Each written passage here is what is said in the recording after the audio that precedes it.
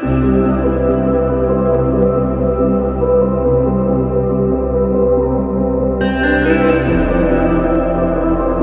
ಉದಯ ಕಾಲದಲ್ಲಿ ಈ ಸುಂದರವಾದ ಅವಕಾಶವನ್ನು ಕೊಟ್ಟಿದ್ದಕ್ಕಾಗಿ ನಿನ್ನ ಪಾದಕ್ಕೆ ಕೋಟಿ ಕೋಟಿ ಸ್ತೋತ್ರವನ್ನು ಸಲ್ಲಿಸ್ತೇವೆ. ಕೂಡಿರುವಂತ ನಮ್ಮೆಲ್ಲರನ್ನು ಆಶೀರ್ವದಿಸು. ಹೇಳುವಂತ ಭಕ್ತನ ಮೇಲೆ ದಯವಿಡು. ನಾವು ತಿಳ್ಕೊಳ್ಬೇಕಾದಂತ ಜ್ಞಾನ ಬುದ್ಧಿಯನ್ನು ಈ ದಿನದಲ್ಲಿ ನಮ್ಮೊಬ್ಬೊಬ್ಬರಿಗೆ ದಯಪಾಲಿಸಿಕೊಡು.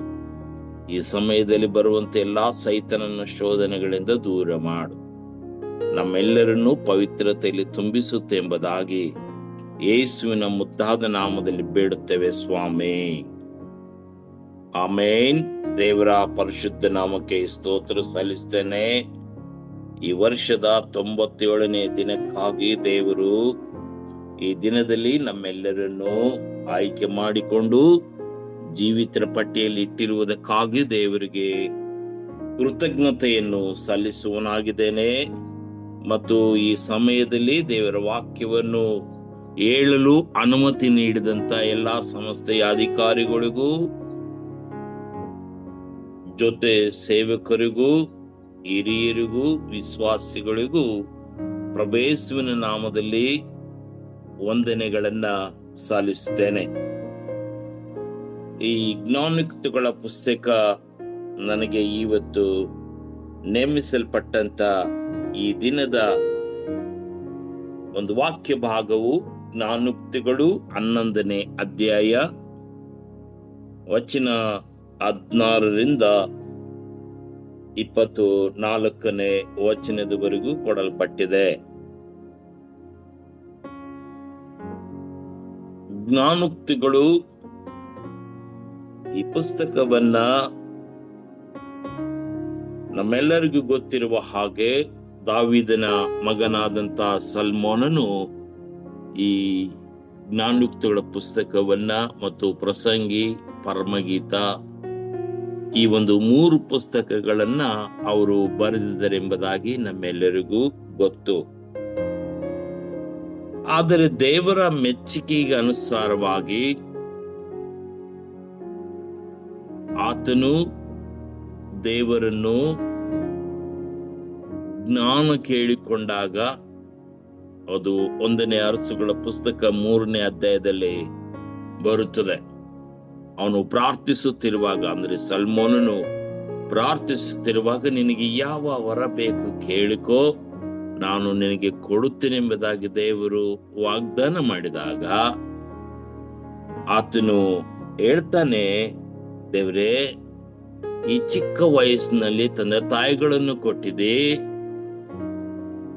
ಮತ್ತು ನಮ್ಮ ತಂದೆಯಾದಂತ ದಾವೀದನು ಈ ರಾಜ್ಯವನ್ನು ಆಳಲಿಕ್ಕಾಗುವಂತೆ ಅರಸನನ್ನಾಗಿ ಮಾಡಿದ್ದೆ ಮತ್ತು ಆತನ ಮಗನಾದಂತ ನನಗೂ ಕೂಡ ಈ ಸ್ಥಾನವನ್ನು ಕೊಟ್ಟಿದೆ. ನನಗೆ ಬೇಕಾದನ್ನು ಕೊಟ್ಟಿದ್ದಿ, ನಿನಗೆ ಸ್ತೋತ್ರ ಸಲ್ಲಿಸ್ತೇನೆ. ಮಾತ್ರವಲ್ಲದೆ ಈ ಪ್ರಜೆಗಳನ್ನು ಆಳುವುದಕ್ಕಾಗಿ,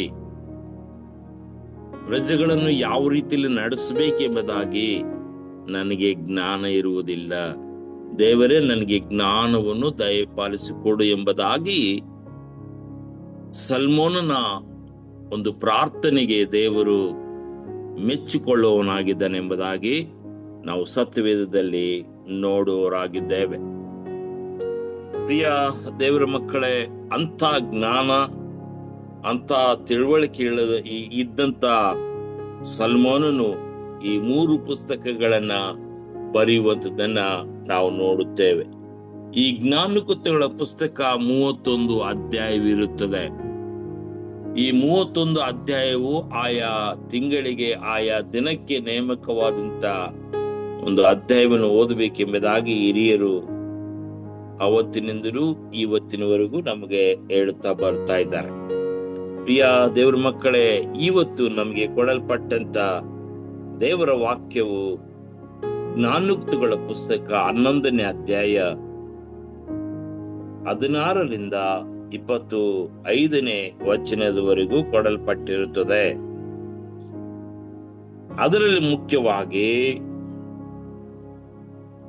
24ನೇ ವಚನ ಯಾರಾದರೂ ಓದ್ಬೇಕೆಂಬುದಾಗಿ ಕೇಳಿಕೊಳ್ತೇನೆ. 11ನೇ ಅಧ್ಯಾಯ 24ನೇ ವಚನ. ಒಬ್ಬನು ತನ್ನ ಧನವನ್ನು ಚೆಲ್ಲಿದರೂ ಅವನಿಗೆ ವೃದ್ಧಿ, ಮತ್ತೊಬ್ಬನು ನ್ಯಾಯವಾದದ್ದನ್ನು ಬಿಗಿ ಹಿಡಿದರೂ ಅವನಿಗೆ ಬಡತನ.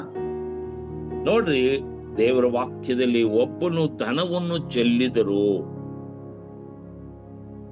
ಅವನಿಗೆ ವೃದ್ಧಿ.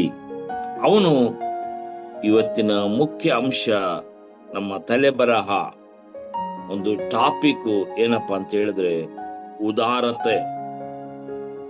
ಉದಾರತೆ ಅಂತಕ್ಕಂಥದ್ದು ದಯಾಳತ್ವ.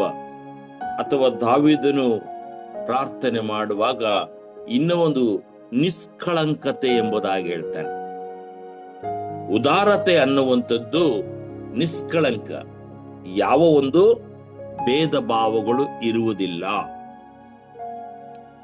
ಉದಾರತೆ, ದಯಾಳತ್ವ, ಕರುಣೆ, ಪ್ರೀತಿ ಎಲ್ಲವೂ ಇದಕ್ಕೆ ಬರುತ್ತದೆ. ಪ್ರಿಯ ದೇವರ ಮಕ್ಕಳೇ, ಇಂಥ ಉದಾರತೆ ಉಳ್ಳಂತ ವ್ಯಕ್ತಿ ತನ್ನ ಹಣವನ್ನೆಲ್ಲ, ಧನವನ್ನು ಉದಾರದಿಂದ ಸಹಾಯ ಮಾಡುವಂಥದ್ದು, ಉದಾರದಿಂದ ಆತನು ಹೆಲ್ಪ್ ಮಾಡುವಂಥದ್ದು. ಈ ಲೋಕದಲ್ಲಿ ಚೆಲ್ಲಿದರೆ ಅಂದ್ರೆ ಬಡವರಿಗೂ ದೀನ ದಲಿತರಿಗೂ ಸಹಾಯ ಮಾಡಿದರೆ ಆ ಒಂದು ಗೌರವ, ಆ ಒಂದು ಸನ್ಮಾನ ಯಾವ ರೀತಿಯಲ್ಲಿ ಇರುತ್ತದೆ ಎಂಬುದಾಗಿ ತಲೆಬಾಗಿದಂತೆ ನಮ್ಮೆಲ್ಲರಿಗೂ ಗೊತ್ತು. ಈ ಉದಾರತ್ವ ಬಹಳ ಘನತೆ ಉಳ್ಳಂಥದ್ದು.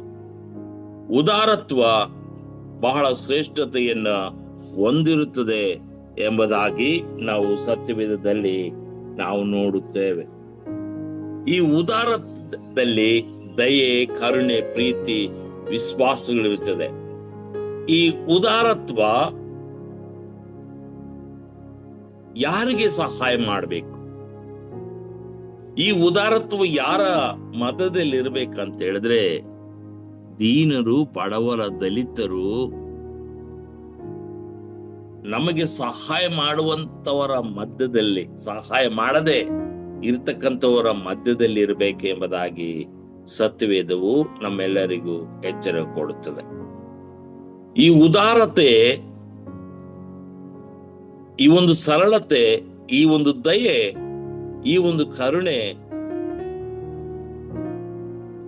ನಮಗೆ ಸಹಾಯ ಮಾಡದೆ ಕೈಲಾಗದವರಿಗೆ ನಾವು ಈ ಉದಾರತ್ವವನ್ನು ತೋರಿಸಬೇಕು.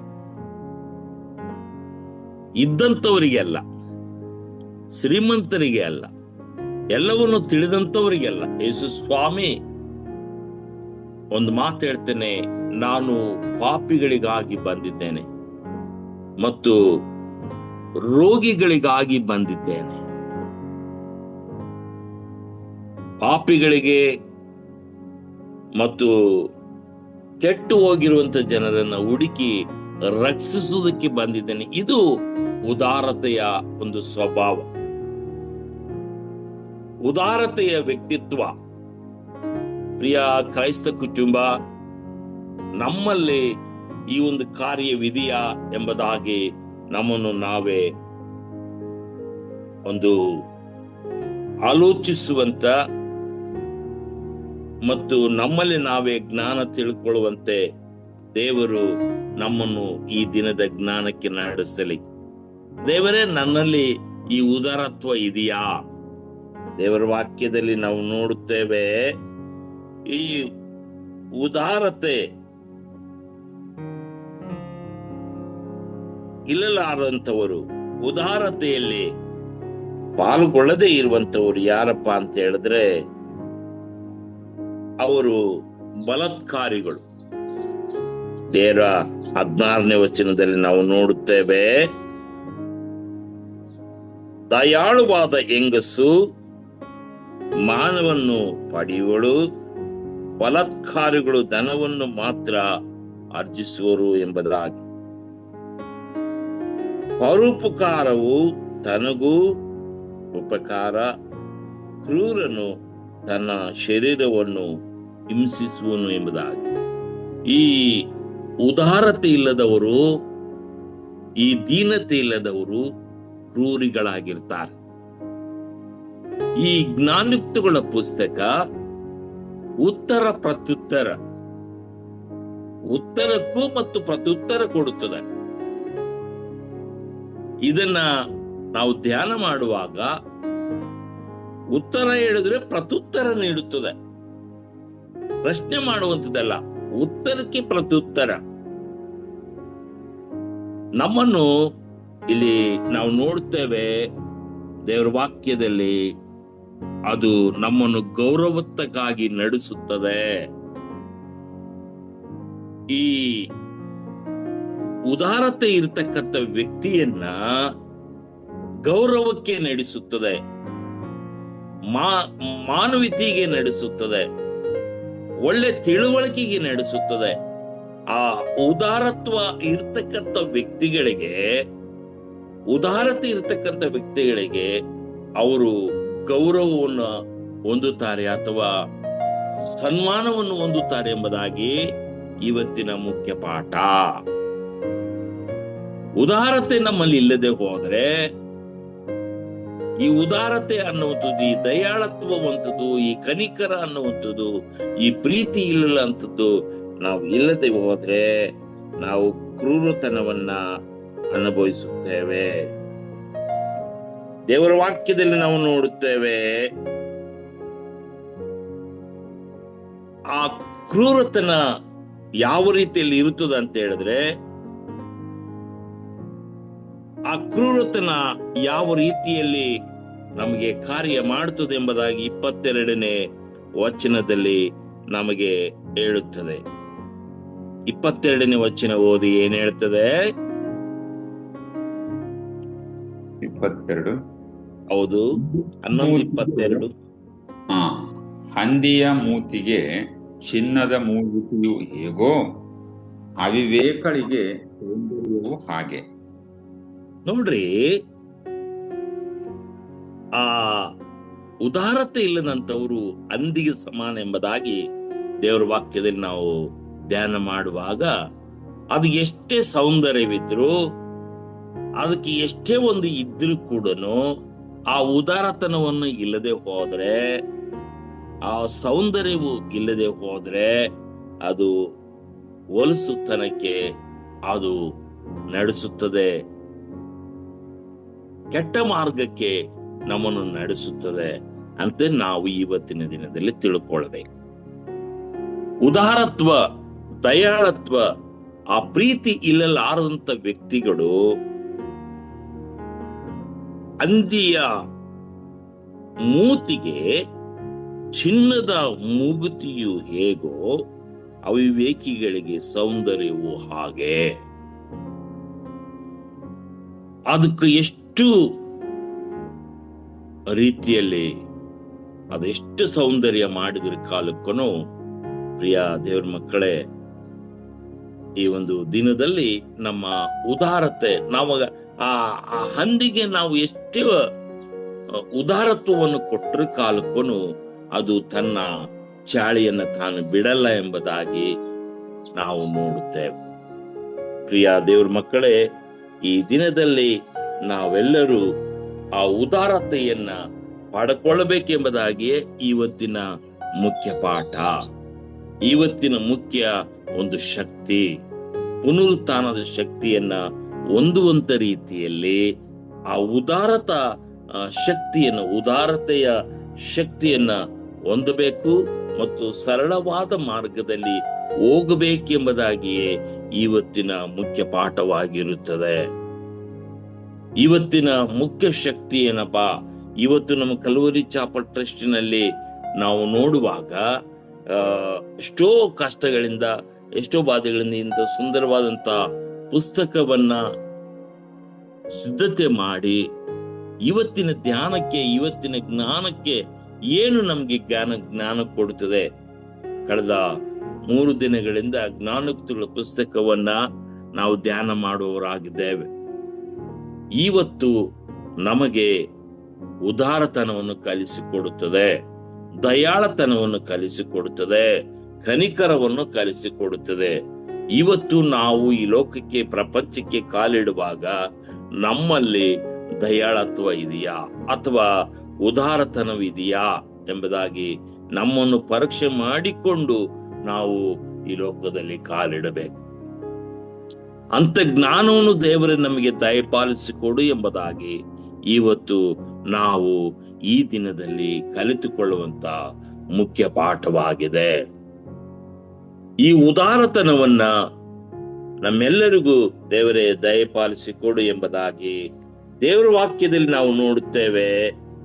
23ನೇ ವಚನದಲ್ಲಿ ದಯವಿಟ್ಟು ಓದಿಪ ಯಾರಾದ್ರೂ ಒಬ್ರು.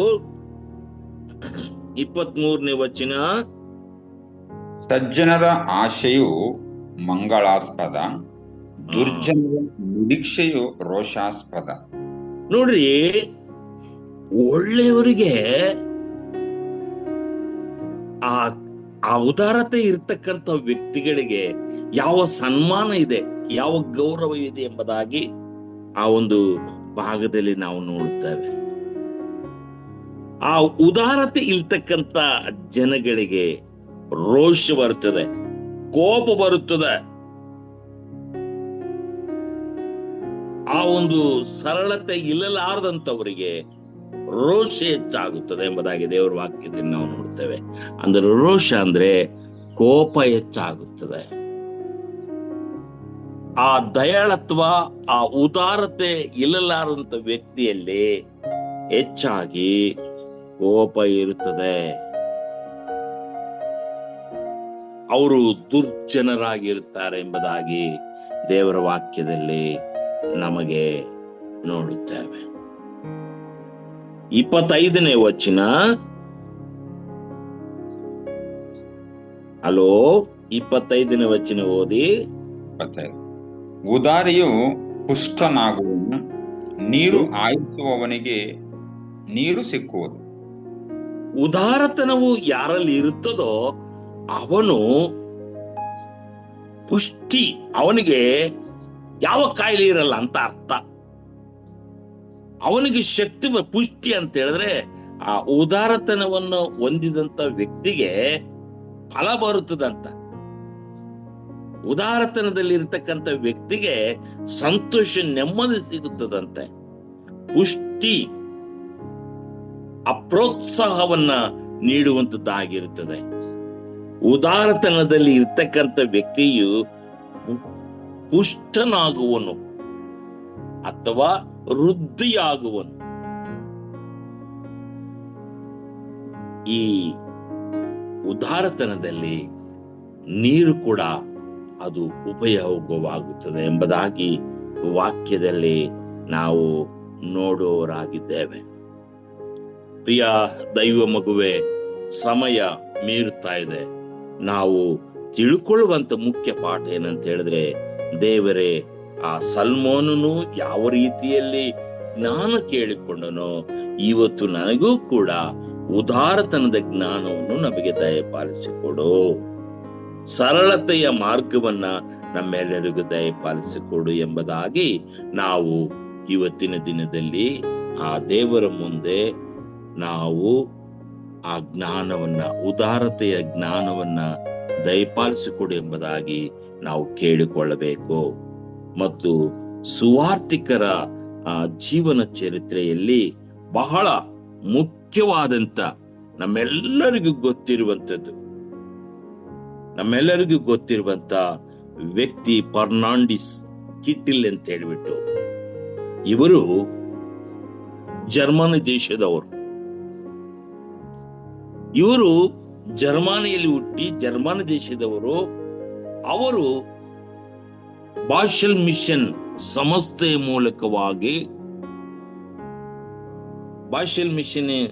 ಸಂಸ್ಥೆಯ ಮೂಲಕವಾಗಿ ಧಾರವಾಡ, ಮಂಗಳೂರು, ಬೆಳಗಾವಿ, ಈ ಒಂದು ದಕ್ಷಿಣ ಭಾರತದ ನಮ್ಮ ಕರ್ನಾಟಕ ರಾಜ್ಯದ ಆ ಒಂದು ಸ್ಥಳಗಳಲ್ಲಿ ಕ್ರೈಸ್ತ ಧರ್ಮ ಪ್ರಚಾರಕರು ಮಾಡಿದರು ಎಂಬುದಾಗಿ ನಾವು ಅವರ ಚರಿತ್ರೆಯಲ್ಲಿ ನಾವು ತಿಳ್ಕೊಳ್ಳುತ್ತೇವೆ.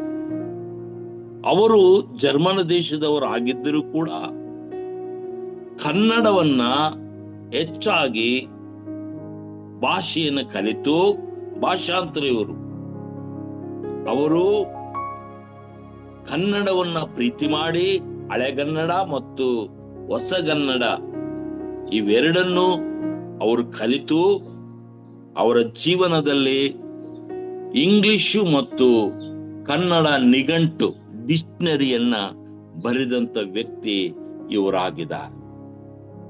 ಈ ಧಾರವಾಡದಲ್ಲಿ ಕಿಟಿಲ್ ಕಾಲೇಜ್ ಎಂಬುದಾಗಿ ವಿಶ್ವಾದ್ಯಂತ ಅದು ಪ್ರಸಿದ್ಧಿ ಹೊಂದಿದೆ. ಅವರು ಇಂಗ್ಲಿಷು ಮತ್ತು ಕನ್ನಡ ನಿಘಂಟು ಡಿಕ್ಷನರಿಯನ್ನ ಬರೆದಂತ ವ್ಯಕ್ತಿ ಯಾರಂತ ಹೇಳಿದ್ರೆ ಕಿಟಿಲ್ ಸಾರ್ ಅವರು. ಅವರ ಕಾಲೇಜು ಇವತ್ತಿನವರೆಗೂ ಪ್ರಸಿದ್ಧವಾಗಿದೆ. ಇವತ್ತಿನವರೆಗೂ ಅವರ ಹೆಸರಿನಲ್ಲಿ ಆ ಕಾಲೇಜ್ ನಡೀತಾ ಇದೆ ಧಾರವಾಡದಲ್ಲಿ. ಇವತ್ತಿನವರೆಗೂ ಅದು ಪ್ರಸಿದ್ಧತೆಯನ್ನ ಹೊಂದಿದೆ ಎಂಬುದಾಗಿ ಇವರು ಕನ್ನಡ ಭಾಷೆಯನ್ನ ಪ್ರೀತಿ ಮಾಡಿ, ಅವರು ಜರ್ಮನ್ ಭಾಷೆಯಲ್ಲಿ ಇದ್ದರೂ ಕಾಲನು ಮತ್ತು ಅವರು ಇಬ್ರು ಭಾಷೆಯನ್ನು ಕಲಿತದ್ದಲ್ಲದೆ ಇವರು ಕನ್ನಡ ಭಾಷೆಯನ್ನ ಪ್ರೀತಿಸಿ ಕನ್ನಡವನ್ನ ಎತ್ತಿ ಹಿಡಿದು ಕನ್ನಡ ಭಾಷೆಯಲ್ಲಿ ಪ್ರಸಿದ್ಧರಾಗಿ ಕನ್ನಡ ಭಾಷೆಯಲ್ಲಿ ಮತ್ತು ಅದನ್ನು ಆಳವಾಗಿ ತೆಗೆದುಕೊಂಡಂತ ವ್ಯಕ್ತಿ ಅವರು. ಇಂಗ್ಲಿಷು ಭಾಷೆ ಮತ್ತು ಕನ್ನಡ ಭಾಷೆಯ ನಿಘಂಟು ಡಿಕ್ಷನರಿಯನ್ನ ಅವರು ಬರೆದಿದ್ದಾರೆ. ಪ್ರಿಯ ದೇವ್ರ ಮಕ್ಕಳೇ, ಇಂಥ ಉದಾರತೆ ಉಳ್ಳಂತ ವ್ಯಕ್ತಿ ಕಿಟಿಲ್ ಸಾರ್ ಅವರು.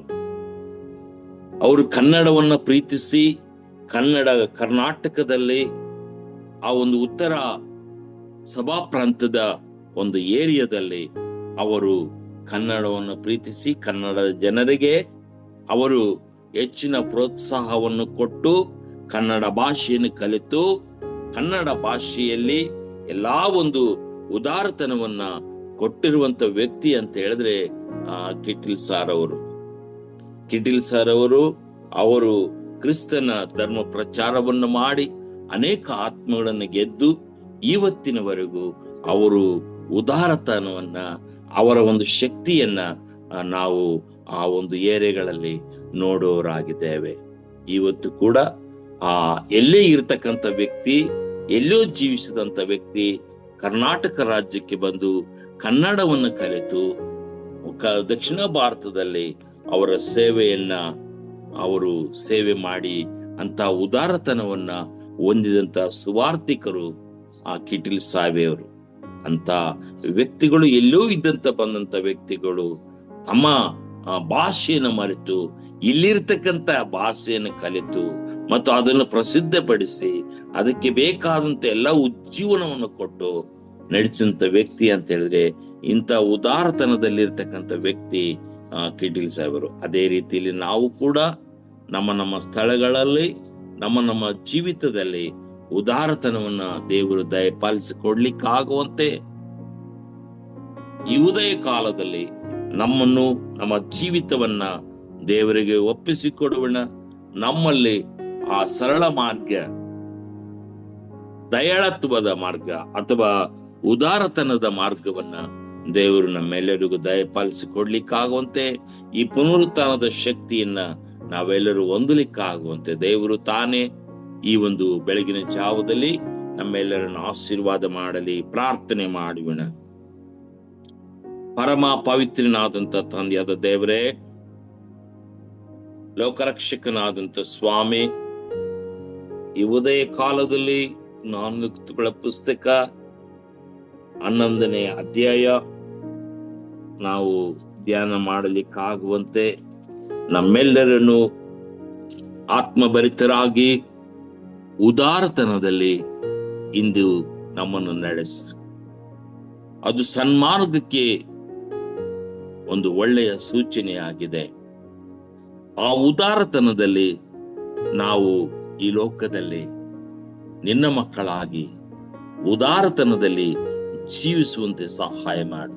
ಇರುವಂತ ಪ್ರತಿಯೊಂದೊಂದು ಜಾಗಗಳಲ್ಲಿ ಕರ್ತನೆ ನಾವು ಉದಾರತೆ, ದಯಾಳತ್ವ ಆ ಕನಿಕರವನ್ನ ಹೊಂದಲಿಕ್ಕಾಗುವಂತೆ ಇವತ್ತು ನಮ್ಮೊಬ್ಬೊಬ್ಬರಿಗೆ ಈ ಸುಂದರವಾದಂತ ಜ್ಞಾನವನ್ನು ದಯಪಾಲಿಸಿಕೊಡು, ಸುಂದರವಾದಂತ ಭಾಗ್ಯವನ್ನು ದಯಪಾಲಿಸಿಕೊಡು. ಮಾತ್ರವಲ್ಲದೆ ಕರ್ತನೆ, ಈಗಾಗಲೇ ಮಕ್ಕಳು ಪರೀಕ್ಷೆ ಬರೆದಿದ್ದಾರೆ, ಅದರ ಪೇಪರು ಸಿದ್ಧತೆಯಲ್ಲಿದೆ. ಕರ್ತನೆ, ಸರಿಯಾದಂತ ಮಕ್ಕಳು ಅಪ್ಪ ಮುಂದಿನ ತರಗತಿ ಹೋಗ್ಲಿಕ್ಕಾಗುವಂತೆ ಮತ್ತು ಭಯಂಕರವಾದಂತ ಬಿಸಿಲಿನ ತಾಪದಿಂದ ನರಳುವಂತ ಮಕ್ಕಳಿಗೆ ಯಾವ ಕಾಯಿಲೆ ಬರದ ಹಾಗೆ ನೀನು ಈ ಬಿಸಿಲಿನ ಕಾಲದಲ್ಲಿ ಪ್ರತಿ ಒಬ್ಬೊಬ್ಬ ಮಕ್ಕಳಿಗೆ ಒಳ್ಳೆ ಆರೋಗ್ಯವನ್ನು ದಯಪಾಲಿಸಿಕೊಡು. ಮತ್ತು ನಮ್ಮ ಸಂಸ್ಥೆಯ ಎಲ್ಲ ಅಧಿಕಾರಿಗಳನ್ನು ಕೂಡ ನೀನು ಆಶೀರ್ವಾದ ಮಾಡು. ಎಲ್ಲಾ ಯೋಜನೆಗಳನ್ನು ಹಾಕಿಕೊಂಡಂತ ಪ್ರತಿಯೊಂದೊಂದು ದೇವರ ಸೇವಕರನ್ನು ಕೂಡ ನೀನು ಆಶೀರ್ವಾದ ಮಾಡು. ಈ ಸಮಯಗಳಲ್ಲಿ CBS ಕಾರ್ಯಕ್ರಮ ಇರುತ್ತದೆ. ಈ CBS ಕಾರ್ಯಕ್ರಮದಲ್ಲಿ ಬರುವಂತ ಎಲ್ಲಾ ಸೈತನ ಶೋಧನೆಯಿಂದ ದೂರ ಮಾಡು.